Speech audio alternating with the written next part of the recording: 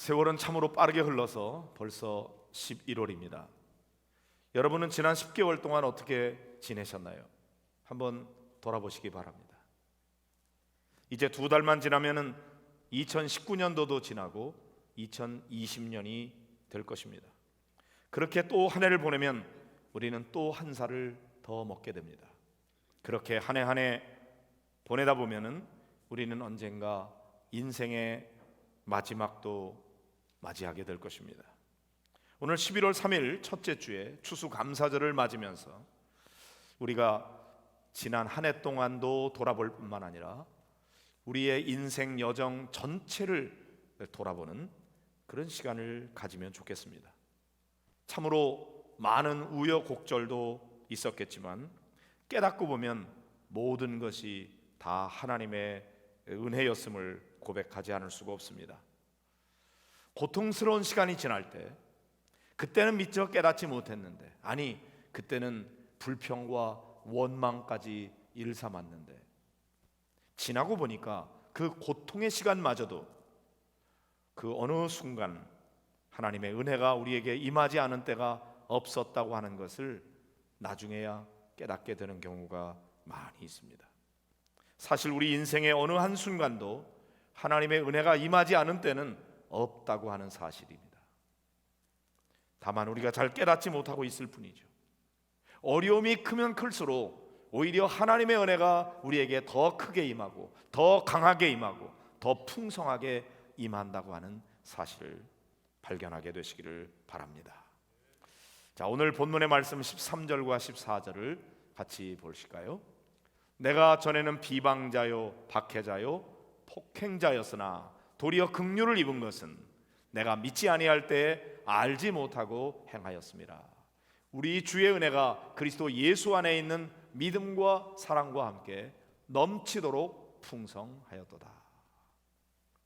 바울은 자신에게 임한 은혜가 넘치도록 풍성하였다고 고백하고 있습니다. 은혜는 무엇인가요? 은혜는 도저히 내가 받을 자격이 없는데 자격이 없는 자에게 하나님께서 거저 주시는 그런 선물, 그것을 은혜라고 말합니다. 내가 받을 공로와 자격이 있어서 받는 것이라면 그것은 은혜가 아니고 보수가 되겠죠.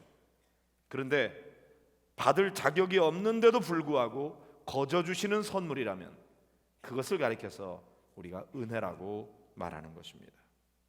바울은 자기 자신을 가리켜서 본래 나는 비방자요 박해자요 폭행자였음을 발견합니다. 예수 믿는 사람들을 잡아가두고 그리고 그런 사람들을 죽이는 데까지 앞장섰던, 그런 일에 어느 누구보다도 열심이었던 사람, 그러니까 공의대로 한다면 하나님의 심판을 받아 마땅한 존재였습니다. 그러니까 하나님의 사랑을 받을 아무런 자격이 없는 거예요. 그러나 예전에는 이것이 그렇게 엄청난 죄인 줄도 몰랐어요. 오히려 죄보다는 하나님 앞에 상 받을 일이라고 확신했던 거죠. 그래서 누구보다도 내가 옳은 일을 한다, 그런 열정을 가지고 열심히 박해하는 일에 앞장섰던 사람이었습니다. 그러나 나중에 알고 보니까 자기가 도대체 얼마나 못된 자를 저질렀는지를 깨닫게 되는 것이죠. 이렇게 자신의 죄를 깨닫게 되는 것, 그것도 주님의 은혜인 것입니다. 많은 경우에 죄가 없어서 죄인이 아니고 죄가 있음에도 불구하고 깨닫지 못하기 때문에 자기가 죄인인 것을 모르는 거예요. 마치 중병에 걸려 있는데 자기가 중병에 걸려 있는 걸 자기가 몰라요. 아무런 자각 증세가 없어요. 그러니까 자기는 괜찮대요. 얼마 안 있으면 금방 죽게 될 텐데도 자기가 모르는 거죠. 그런 것처럼 영적으로 심각한 죄악 가운데 멸망받아 마땅한 존재인데도 불구하고 내가 뭐가 문제야? 왜 나만 가지고 그래? 그까짓 게 뭐 대수라고 죄를 인정하지 않고 깨닫지 못하는 거예요. 그런데 하나님의 은혜가 임하면 아, 내가 죄인이구나, 내가 정말로 부족한 존재구나, 나야말로 하나님 앞에 진노를 받아 마땅한 존재구나 하는 것을 비로소 깨닫게 되고, 그리고 회개하게 되는 것이죠. 그것이 은혜인 것입니다. 하나님께서는 그가 믿지 아니할 때 알지 못하고 행하였다는 것을 감안하고서 긍휼을 베풀어 주셨다고 바울은 고백합니다. 공의라고 하는 것은 잘못한 것에 대한 마땅한 진노와 형벌을 내리는 것, 그게 공의죠. 잘한 사람에게는 상을 내리고 잘못한 사람에게는 그에 응당한 벌을 내리는 것, 그것이 공의인 것입니다. 긍휼은 불쌍히 여기셔서 내가 마땅히 받아야 될 진노와 형벌을 거두시는 것, 그것이 긍휼인 것이죠. 하나님께서 바울에게 공의대로 갚으셨다면 어떻게 할까요? 그것은 바울이 하나님의 진노를 받아 멸망받는 것, 그게 공의의 심판인 것이었습니다. 그런데 하나님께서는 바울에게 공의의 잣대를 대지 않으시고 그에게 긍휼을 베풀어 주셨어요. 그래서 그가 감사하게 되는 것입니다. 여러분은 어떠신가요? 긍휼과 은혜라고 하는 것은 아주 동전의 양면처럼 비슷한데 달라요. 긍휼이라고 하는 것, 은혜라고 하는 것의 차이를 우리가 이 탕자의 비유를 통해서 한번 생각해 보면 어떨까요? 탕자는 아버지가 버젓이 살아있는데도 불구하고 아버지의 유산을 달라고 그렇게 졸라댔습니다. 배은망덕한 아들이죠. 그런데 이 아들이 자꾸 졸라대니까 아버지가 하는 수 없이 이 아들에게 유산을 미리 물려주었습니다. 그랬더니 기다렸다는 듯이 그 재산을 가지고 먼 나라에 가서 허랑방탕하게 살면서 다 탕진해버리고 말았습니다. 그럴 줄 알았죠. 그렇게 못된 죄를 저지르고 재산 다 탕진하고 난 다음에 이제는 남의 집에 하인으로 들어가서 종살이를 하는데 얼마나 쪼달렸는지, 돼지가 먹는 쥐염 열매로 배를 채우고자 했지만 그것도 주는 사람이 없었어요. 배를 쫄쫄 굶으면서 아버지 집을 생각하는 거예요. 내가 도대체 무슨 죄를 저질렀단 말인가? 어떻게 내가 이런 죄를 저질렀나? 아이고, 내가 큰 잘못을 했네. 내가 아버지 집에 돌아가면 아버지는 나를 굶기지는 않을 텐데 내가 감히 아버지 앞에 갈 수 있을까? 아버지의 아들로 받아달라고 하는 염치는 없지만 그저 품꾼의 하나로라도 써달라 그러면은 아버지는 나를 받아줄지 몰라. 그럼 내가 굶어 죽지는 않겠지. 그리고 아버지 품으로 돌아오는 것입니다. 열심히 일할 테니까 그저 굶어 죽지만 않을 수 있도록 먹을 것 좀 주시고 입을 것 좀 주시고 잠이나 좀 재워주십시오. 이것이 이 아들의 회개하는 마음으로 돌아오는 것이었습니다. 아버지는 어떻게 할까요? 아버지가 공의대로 한다면 어떻게 하죠? 내 이놈! 네가 감히 여기 어디라고 와? 내 재산 가지고 나가서 다 탕진해버리고 이제 거지꼴로 돌아오는 너 같은 놈 내가 받아줄 줄 알아? 썩 나가거라! 못된 놈, 얼굴도 쳐다보기 싫어. 아마 이것이 공의대로 하는 행동일 것입니다. 그런데 이 아버지는 어떻게 하죠? 아버지는 얘들아 물을 데펴라, 이 아들을 목욕을 시키는 것입니다. 그리고 새 옷으로 갈아입혀 손에는 가락지를 끼우고 새 신을 신기고, 그리고 이것으로 끝나지 않습니다. 얘들아 동네 사람들 다 불러 모아라, 송아지를 잡아 잔치를 벌이자. 그리고 막 즐거워서 춤을 추면서 내 아들은 잃었다가 다시 찾았고 죽었던 아들 살아서 돌아왔다고 좋아서 어쩔 줄을 모르는 것이죠. 이런 아버지의 모습을 보는 큰 형은 어떻습니까? 아버지 너무한 것 아닙니까? 나는 아버지 곁을 떠난 적이 없고 아버지 재산을 축낸 적이 없습니다. 아버지 말씀 내가 어긴 적이 한 번도 없습니다. 그런데 아버지께서 나와 내 친구들을 위해서는 염소 새끼 한 마리 안 잡아주던 아버지가 어떻게 재산을 다 탕진하고 거지꼴로 돌아온 저놈을 위해서는 송아지를 잡으신단 말입니까? 너무 불공평하지 않습니까? 이 형의 말은 대단히 공의로운 판단입니다. 객관적으로 합리적으로 옳은 말입니다. 틀린 말 하나도 없어요. 그런데 이 큰아들은 아버지 마음을 모르는 거죠. 아버지는 어떻게 합니까? 아버지는 긍휼을 넘어서 그 아들에게 은혜를 베풀어 주는 거죠. 긍휼이라고 하는 것은 탕자의 죄를 용서해 주는 것입니다. 그가 재산을 다 탕진하고 거짓골로 돌아왔어도 과거의 죄를 묻지 않는 것입니다. 덮어주는 거예요. 그것만 해도 충분한 자비를 베푼 것이죠. 그게 긍휼이에요. 그런데 은혜는 무엇입니까? 은혜는 그냥 덮어주는 것만 아니라 그를 온전한 아들로 받아주는 것입니다. 그리고 그에게 온갖 선물을 베풀면서 그를 위해서 잔치를 베풀어 주는 것, 그것이 아버지의 은혜인 것입니다. 굳이 아버지가 그렇게까지 할 필요가 없어요. 아버지가 그 아들에게 빚진 거 하나도 없어요. 그런데 아버지는 그가 기대하지도 않았던, 그가 기대한 건 뭐예요? 품꾼의 하나로라도 써주십시오. 그러면 감사하겠습니다. 그런데 아버지는 품꾼이라니, 너는 내 아들이야. 동네 사람 불러서 잔치 벌이면서 내 아들한테 뭐라고 그러지 마. 내가 용서했으니까. 그리고 잔치를 벌이는 거죠. 바울은 하나님께서 바로 자신에게 긍휼을 베풀어 주실 뿐만 아니라 은혜를 베풀어 주셨다고 말합니다. 그런데 그 은혜가 넘치도록 풍성하였다고 고백하고 있는 것입니다. 하나님께서 바울에게 베풀어 주신 긍휼은 무엇입니까?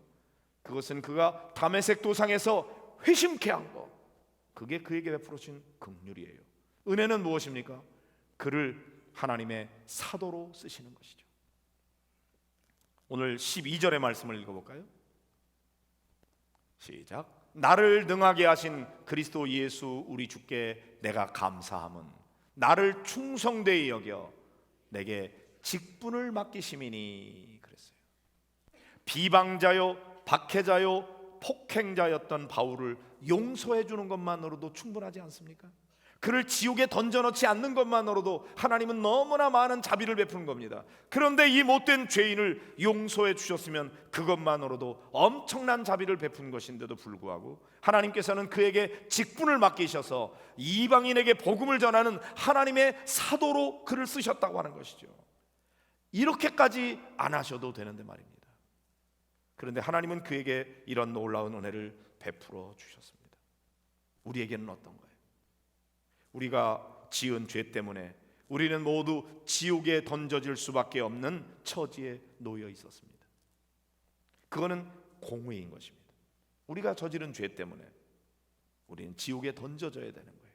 그게 마땅한 공의예요. 그런데 긍휼의 하나님께서는 우리 앞에 지옥의 문을 닫아 걸어버리는 것입니다. 그리고 은혜의 하나님께서는 우리 앞에 천국의 문을 활짝 열어놓으시는 것이죠. 지옥의 문을 닫는 것이 긍휼이라면 천국의 문을 열어주시는 것이 은혜인 것입니다. 사실 우리는 하나님께서는 우리를 지옥에 던져넣지 않는 것만으로도 충분합니다. 이미 우리는 놀라운 사랑을 받은 거예요. 그러나 하나님께서는 우리를 그것으로 끝내지 않고 천국의 백성으로 살아가도록 기회를 주셨으니 이것이 넘치는 은혜인 것입니다. 이렇게까지는 안 하셔도 되는데 하나님은 우리에게 긍휼만 베풀어도 충분합니다. 그것으로도 이미 우리는 놀라운 자비를 받은 것입니다. 그런데 하나님께서는 은혜까지 베풀어 주셨으니 이를 깨닫는 우리는 하나님께서 왜 이렇게까지 하시는가? 이렇게까지 안 하셔도 되는데 고백하게 되는 거죠. 그런데 은혜를 깨닫지 못하는 사람은 뭐라고 그럽니까? 하나님, 어째 나한테 이렇게 하십니까? 하나님 너무하시지 않습니까? 내가 뭔 죄를 저질렀다고 하나님께서 나에게 이렇게 부당하게 하신단 말입니까? 남들에게는 그렇게 많은 은혜를 베푸시면서 나는 왜 이렇게 무자비하게 대하시는 것입니까? 하나님 이러실 수가 있습니까? 그리고 하나님 앞에 따지고 드는 거죠. 자기 공로와 자기의 업적을 내세우면서 하나님이 뭔가 크게 잘못했다고, 하나님께서 나에게 뭔가 크게 빚진 것처럼 하나님 앞에 막 대들고 있는 것이죠. 은혜를 깨닫지 못한 사람의 태도인 것입니다. 그러나 은혜를 깨달은 사람은 하나님 웬 은혜입니까? 왜 나에게 이렇게까지 하십니까? 이렇게까지는 안 하셔도 되는데 이 은혜가 얼마나 고마운지 감사한지. 여러분 어떤 사람이세요? 하나님의 은혜의 속성은 세 가지입니다. 첫째는 지속성입니다. 하나님의 은혜는 단 한 번 주어지고 끝나거나 일정 기간 주어지고 끝나는 게 아니에요. 끊임없이 계속해서 주어지는 것이죠. 이 놀라운 은혜가 내 일생 다하기까지, 아니 이 세상을 떠나서 천국에 가서도 영원히 계속되는 지속적인 은혜, 그것이 우리에게 임하고 있는 것입니다. 이 은혜를 깨달을 때 어찌 감사하지 않을 수가 있겠는가 하는 것이죠. 둘째는 의외성입니다. 이 은혜가 뜻밖의 주어지는 것이죠.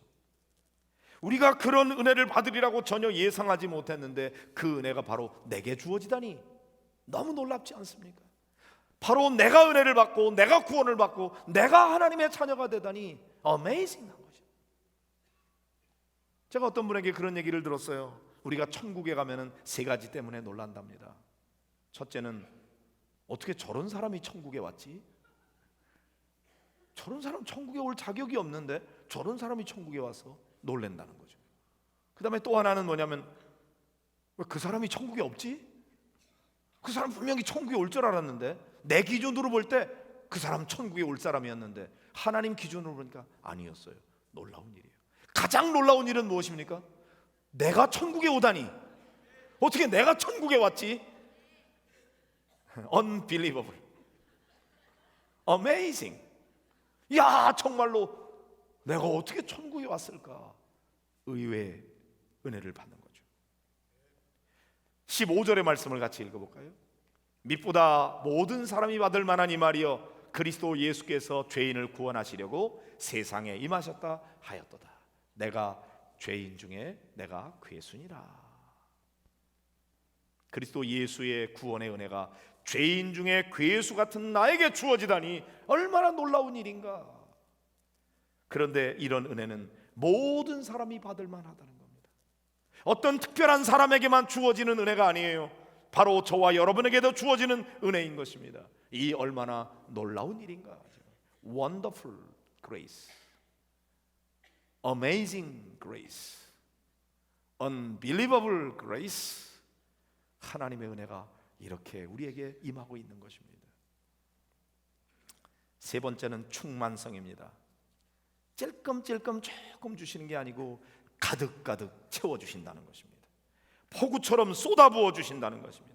우리가 기대하는 것 이상으로 충만하게 주어지는 것입니다. 그래서 뭐라 그랬어요? 넘치도록 풍성하였도다.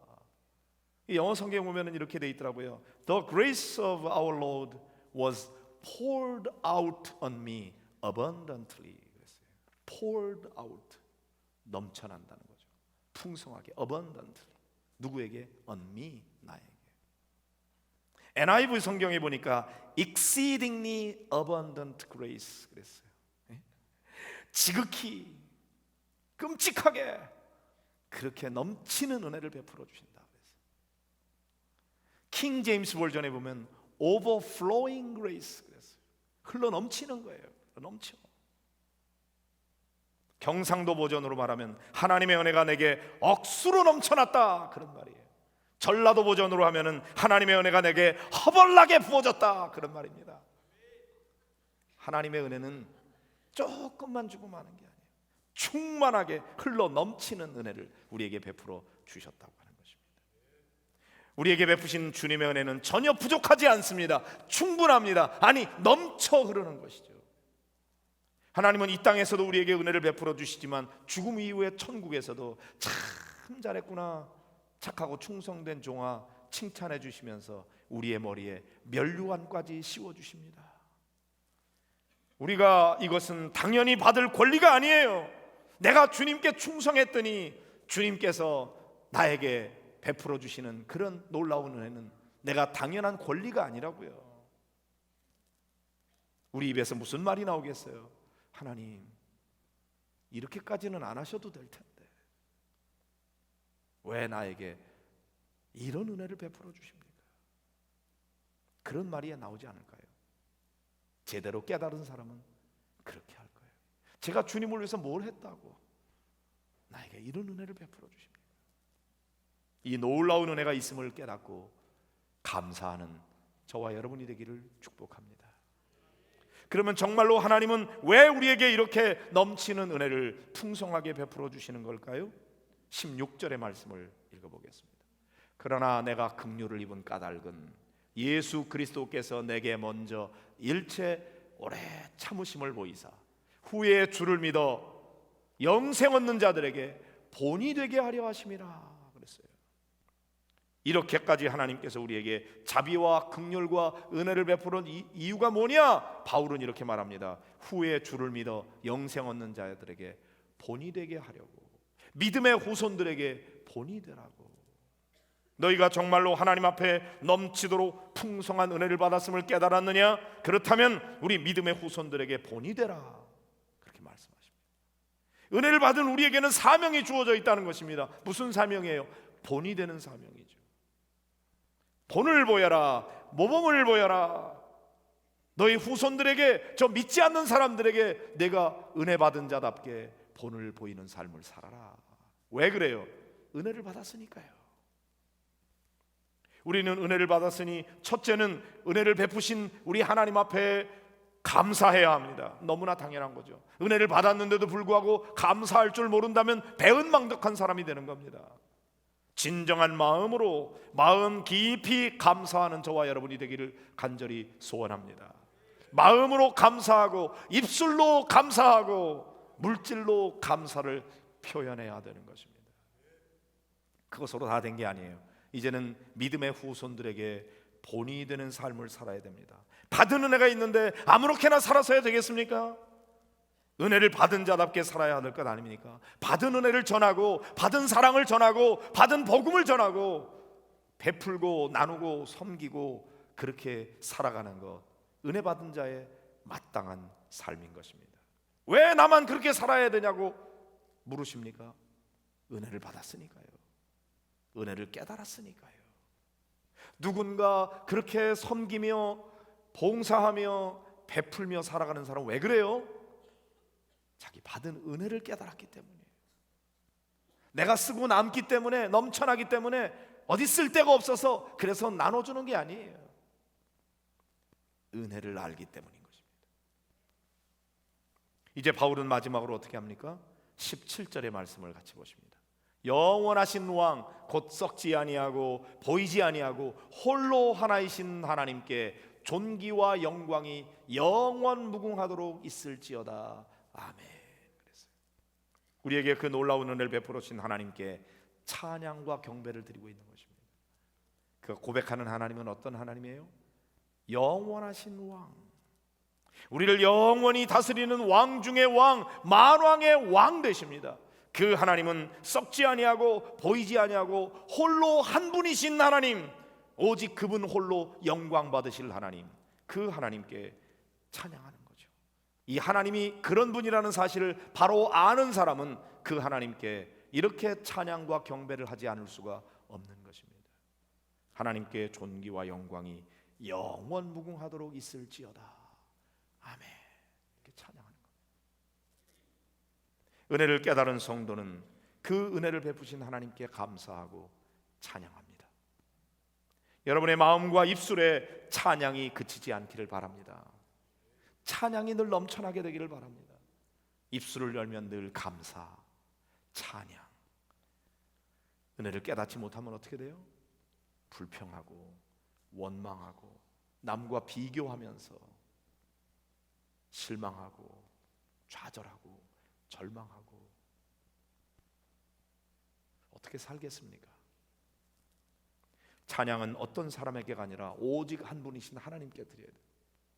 그 하나님의 은혜를 깨닫고 우리는 감사해야 돼요. 오늘 추수감사절입니다. 제가 추수에 초점을 맞추지 않았어요. 왜냐하면 추수가 많이 있는 사람만 감사한다면 아마 감사하기 어려운 사람이 더 많을지도 모르기 때문입니다. 우리는 오히려 많이 추수했기 때문에만 감사하는 게 아니고 하나님 베푸신 은혜 때문에 감사해야 돼요. 그러면 감사하지 않을 사람이 한 사람도 없어요. 우리 모두가 다 감사할 수밖에 없어요. 사랑하는 성도 여러분, 오늘 말씀을 통해서 여러분 마음속에 여러분에게 주신 은혜가 무엇인지 깨닫게 해달라고 기도하시고, 그 은혜에 대해서 나는 어떻게 감사할 건지, 어떻게 찬양할 건지 한번 이 시간 하나님이 주시는 마음을 붙들고 이번 한 주간 정말 하나님 앞에 감사하고 찬양하고 영광을 돌리면서 베풀고 나누고 섬기고 많은 사람들에게 본이 되는 삶을 살기를 결단하는 그런 저와 여러분이 되기를 간절히 소원합니다. 우리 이 말씀 붙들고 함께 기도하면 좋겠습니다. 여러분 한번 눈을 감으시고 생각해 보세요.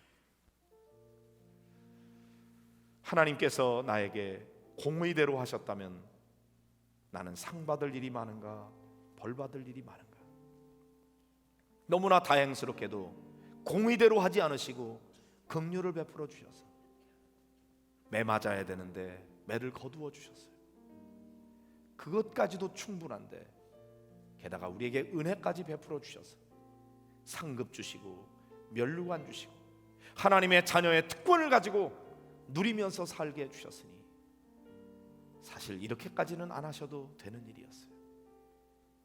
그러나 하나님은 우리에게 overflowing grace, 넘치도록, 흘러 넘치도록 poured out on me abundantly, 넘치도록 부어주셨습니다. 왜 이렇게까지 하십니까? 웬 은혜입니까? 웬 감사입니까? 깨닫고 하나님 앞에 어떻게 찬양할 건지, 어떻게 감사할 건지 하나님 주시는 마음을 달라고 이 시간 다 같이 우리 함께 기도하겠습니다.